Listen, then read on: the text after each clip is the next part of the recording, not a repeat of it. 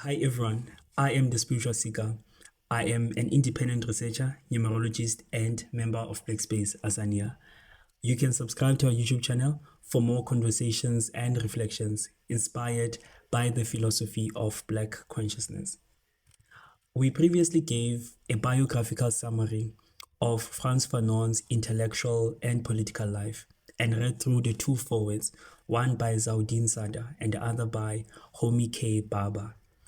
In this episode, we look into the introduction to the book we are currently reading, Black Skin, White Mask, first published in 1952 in French and translated into English in 1967. The edition we are reading was published in 2008 and also contains Homi Baba's 1986 foreword. This is how Frantz Fanon opens the introduction. The explosion will not happen today. It is too soon or too late.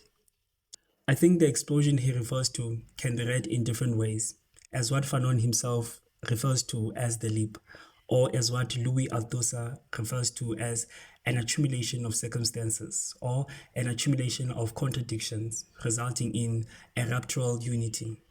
In a general sense, the premise of this introduction, and I would also like to assume the whole book, is that there exist diametrical contradictions, not only between whiteness and blackness, but also between mankind and blackness. Fanon shows us this between these two questions. What does a man want? And what does the black man want? We have previously seen this pattern when we were reading Steve Biko and Chabani Manganyi. Steve Biko writing about how there exists an oppressor camp and an oppressed camp, and Chabani Manganyi expanding further to discuss how there exists a white mode of being in the world and a black mode of being in the world. This is, of course, no coincidence. Biko and Manganyi were readers of Frantz Fanon. Hence, we have also seen how Manganyi's discussion of the violation of the integrity of the body is closely related to Fanon's analysis of the loss of bodily integrity through the process of racial epidemialization. Fanon also introduces the concept of sociogeny, suggesting that neither phylogeny nor ontogeny is sufficient to explain the formation of the black subject. While phylogeny refers to the evolutionary history of human species, ontogeny, as Freud used the concept, concerns the psychological development of the individual. Fanon contends that both frameworks overlook the decisive role of sociogeny, the social and historical processes through which racial meanings are produced and imposed.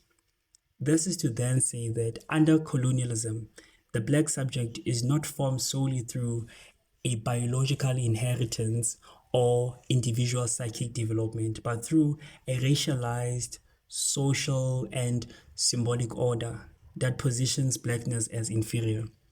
Sociogeny then names the ways in which society, history, language, and colonial power shape consciousness, making anti-Blackness a constitutive factor in subject formation. Towards the end of the introduction, Fanon mentions that the book is a clinical study, and those who recognize themselves in it would have made a step forward.